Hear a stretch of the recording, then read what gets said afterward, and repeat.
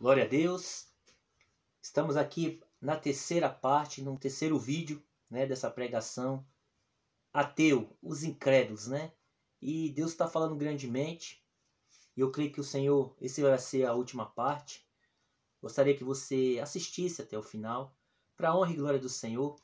Não pegue essa palavra como jugo, não é jugo. Irmãos, hoje em dia está muito difícil você ouvir uma palavra dessa. Ah, por quê? Tem pregadores, sim, tem se esforçado, homens de Deus, a pregar essa verdade. Pregar contra o pecado, contra a mentira, no meio do evangelho. Pessoas que se dizem homens de Deus, pessoas que dizem que acreditam na palavra de Deus, mas pelas atitudes não mostra que acredita na palavra de Deus. E isso se torna o quê? Pedra de tropeço para os que querem até acreditar, os que têm até uma esperança de querer conhecer a palavra de Deus. Mas as pessoas vendo tantos escândalos no meio evangélico, nos que se diz cristão, os que se diz povo de Deus, vendo tanto escândalo, tanta mentira, tanta falsidade, tantas blasfêmias. E por isso, quando Jesus fala por multiplicar as iniquidades dentro da igreja, a multiplicação de falsos profetas. Falso profeta não é somente o pastor, o bispo, o apóstolo, o líder lá, não. O falso profeta é todos aqueles que vai contra a palavra de Deus. Aqueles que, mesmo dizendo, até pega a Bíblia e prega uma palavra, mas nas suas atitudes faz totalmente ao contrário. Muitas vezes pessoas que pregam contra o adultério, mas praticam o adultério. Pessoas que pregam contra a mentira, mas vivem uma mentira. Então, às vezes, mostra aquilo que ela não é. Eu tenho tomado muito cuidado com isso. Eu tenho pedido a Deus sempre sabedoria para que eu não venha tropeçar, porque o diabo, ele vai e ele vem como um leão. Por isso que o apóstolo Paulo fala, cuide-se, aquele que está de pé, cuide-se para que não caia. Porque grande é a queda daqueles que conhecem a palavra, porque é uma responsabilidade. Você pregar essa palavra não é uma brincadeira. Você está falando da palavra de Deus. E vai há um grande peso naquilo que eu e você fala. Porque Jesus ele diz que nós vamos dar conta de toda a palavra que sai da nossa boca. Seja ela boa ou ela ruim. A boa você vai ser justificado. Mas as ruins, as palavras, nós vamos dar conta naquele grande dia. Então nós temos que tomar cuidado. Falar aquilo que Jesus manda falar. Não falar aquilo que muitos estão dizendo aí. Estão blasfemando contra as coisas de Deus. Usando as coisas de Deus para ganhar dinheiro, para enganar as pessoas. E isso está no meio evangélico. Dizendo que é povo de Deus, mas trazendo um engano, um falso testemunho, para que as pessoas não acreditem na verdade. Mas por quê? Irmãos, é isso que eu quero falar para você. Não olhe. Deus ele permite o falso profeta. Por quê? Deus ele permite você olhar para o ser humano, esse tipo de gente, e você vê elas ali no erro, dizendo que está servindo a Deus. É para você entender que você não tem que olhar para aquele ser humano ali, mas antes de tudo você conhecer a Bíblia. Porque quando você conhece a palavra de Deus, você começa a entender o porquê existe aquelas pessoas. O porquê existe essas pessoas que estão dizendo que servem a Deus, mas no fundo, não passa de mentira, de hipocrisia. Porque Deus lhe deixou, entregou a eles os seus próprios desejos. E quando eu e você está olhando para Cristo, olhando para a palavra, nós começamos a entender. Nós conhecemos o falso profeta. Como eu e você vai conhecer o falso se a gente não vê ele? Então a gente conhece o verdadeiro, que é o que testifica com a palavra. Então você vai olhar, você vai ver dois tipos de crente. Dois tipos de cristão. Você vai ver aquele que realmente é o verdadeiro, porque ele testifica com a palavra de Deus. Não, realmente aquela pessoa é humilde, aquela pessoa tem amor, aquela pessoa ela não julga, aquela pessoa ela traz a verdadeira palavra, realmente ela traz, confrontando o pecado, mas ela não julga, porque é assim que Jesus fazia. Jesus mostra que o pecado é algo que destrói nós mesmos, mas sem julgo. Ele mostra, como ele falou para aquela mulher, adúltera. Ali em João 8, do verso 1, ali os fariseus levaram aquela mulher até Jesus e disseram, mestre, tentando pegar Jesus de alguma forma, ver se Jesus ia quebrar a lei dos judeus, a lei de Moisés. Mestre, está escrito na lei que Moisés diz que a mulher que for pega no ato de adultério, ela tem que ser apedrejada, ela é digna de morte. E o que tu diz? Jesus agachado, escrevendo na terra. E eles insistiram e Jesus levantou, inclinou e falou, olha, quem entre vós não tiver pecado, atire a primeira pedra. E abaixou novamente. A Bíblia diz que aqueles homens, a consciência acusou eles. Porque qual foi a pergunta de Jesus? Jesus ele não desmereceu a lei, não quebrou a lei, mas também ele não disse também, ó, vai lá e apedreja. Não, Jesus, com sabedoria, olha, entre vocês aí, quem não tiver nenhum pecado, atire a primeira pedra. A Bíblia diz que a consciência dele acusou. Jogaram as pedras no chão e foram embora. Dos mais velhos aos mais novos. E Jesus olha para aquela mulher e diz, cadê os teus acusadores, mulher? Só restou eu e você? Ela, sim, Senhor, mestre. Aí Jesus ele diz, olha, nem eu também te julgo. Mas vai e não peques mais. Jesus ele é misericordioso. Ele não julgou. Mas ele mostrou que aquela prática que aquela mulher estava fazendo, ele não julgou ela, mas ele mostrou para ela as consequências. Vai e não peques mais. Por que Jesus falou isso? É o que Jesus fala para nós. Jesus fala para nós. Quando nós estamos em um erro, Satanás, não pense você que Satanás não vai nos acusar, porque está em Apocalipse 12, 11. Apocalipse capítulo 12, versículo 11, se eu não me engano. Do 9 ao 10 e o 11 e o 12 também, mas se eu não me engano no 11, que diz que ele vai de dia e de noite levar acusação contra os santos, o povo de Deus. Procurando para que Deus destrua, permita ele destruir. E ele tem destruído muitos. Porque Jesus já falou para mim e para você. Olha, filho, você mentia, você roubava, você matava, você se prostituía, você traficava, tantas coisas que vocês faziam. Falando em geral, para o ser humano que estava em pecado, que hoje está na presença de Deus. Aí Jesus falou, naquele dia eu te falei, ó, eu te perdoo. Perdoou, porque você se arrependeu, eu me arrependi dos meus erros, dos meus pecados. Você acha que Jesus também não falou para nós? Falou, está aqui escrito. Não só foi para aquela mulher, é para nós também. Vai e não peques mais. Jesus falou para todo o povo de Deus. Perdoou tudo que não prestava. Vinde a mim, todos que estão cansados e oprimidos. De todo jeito. Todo prostituta, ladrão, traficante. Vinde a mim. Jesus fala assim, vem, pode vir. Que eu vos aliviarei. Cuidai de mim que sou manso e humilde de coração. E darei descanso para as vossas almas. Porque o Filho do Homem não veio pelos sãos, mas eu vim pelos doentes e os pecadores ao arrependimento. Agora vai o povo de Deus viver na mesma prática, vivendo nas mesmas mentiras, praticando tudo novamente. Aí diz, Jesus não julga, Jesus ele o que ele falou para a mulher adúltera? Vai e não peques mais. Jesus não falou, vá lá, não filha, vai lá, tá perdoado. Continua, não tem problema. O povo erra por falta de conhecimento. Porque lá em Hebreus 10, 26, lê lá.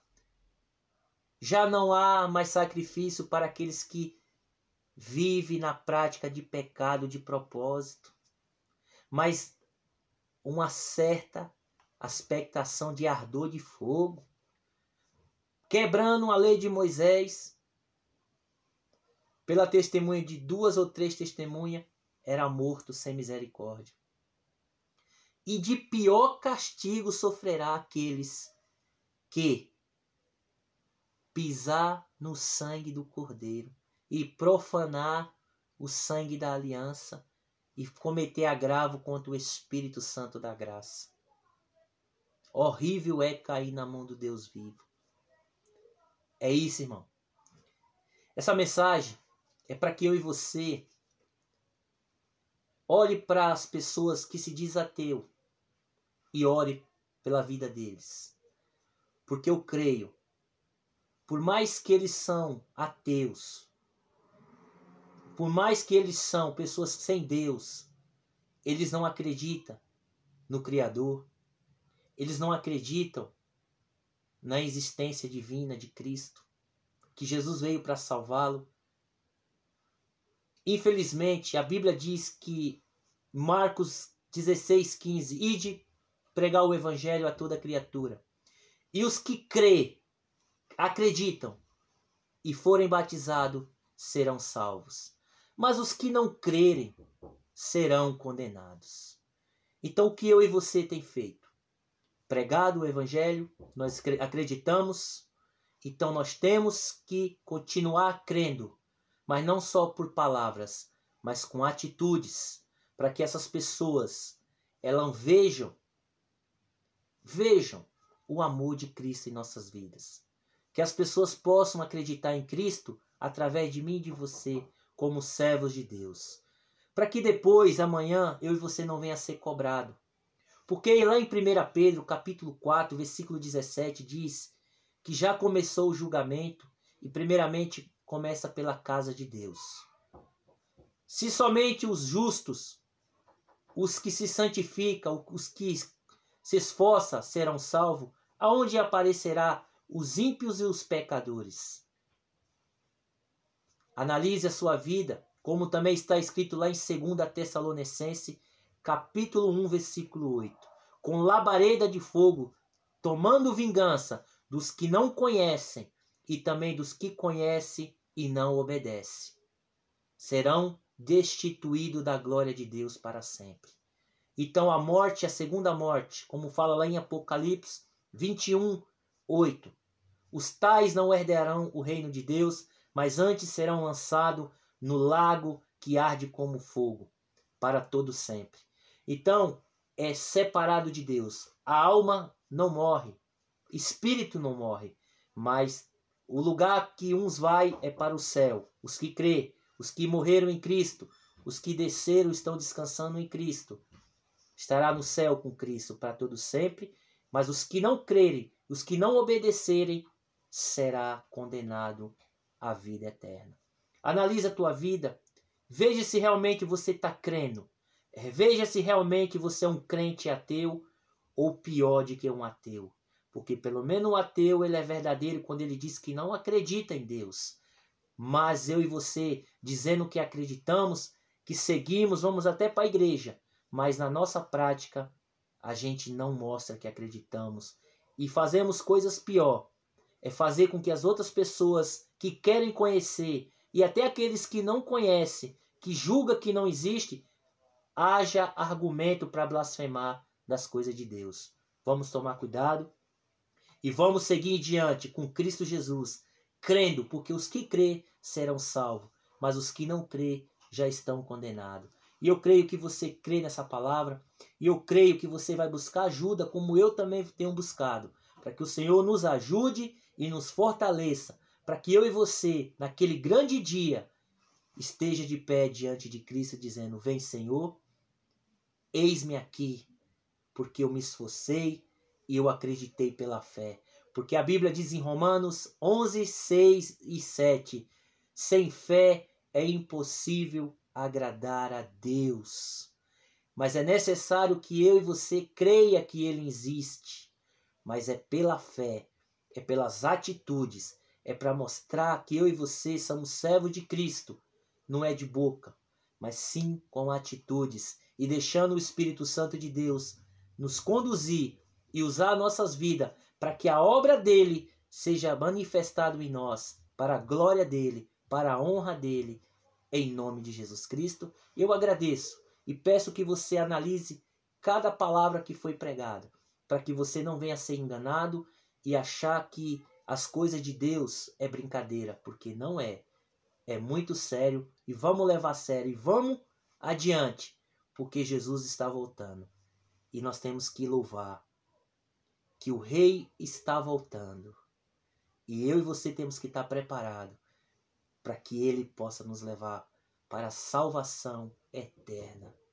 E eu agradeço ao Senhor Jesus Cristo por essa oportunidade. E eu espero que você tenha aprendido com essa palavra, que você, a partir de hoje, abra o coração, creia, não dê ouvido para homens, para mulheres que têm mostrado falso testemunho e aqueles que não dizem que não acreditam, que não conhecem, tenta provar uma coisa que eles mesmos não conseguem compreender. Porque só quem compreende é quem é os humildes, os que abrem o coração. Porque Deus, eles esquecem que Deus resiste eles. Deus resiste aos orgulhosos e aos soberbos.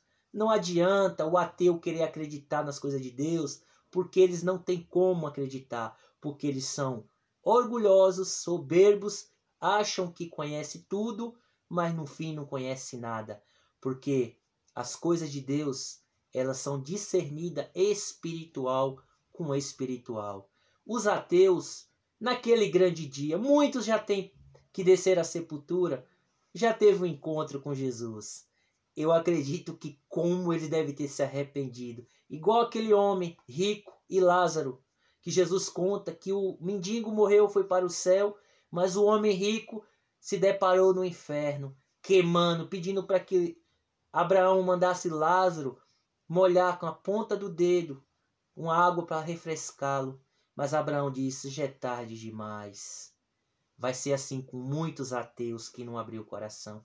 E abrir o coração é ser humilde. Negue-se a si mesmo.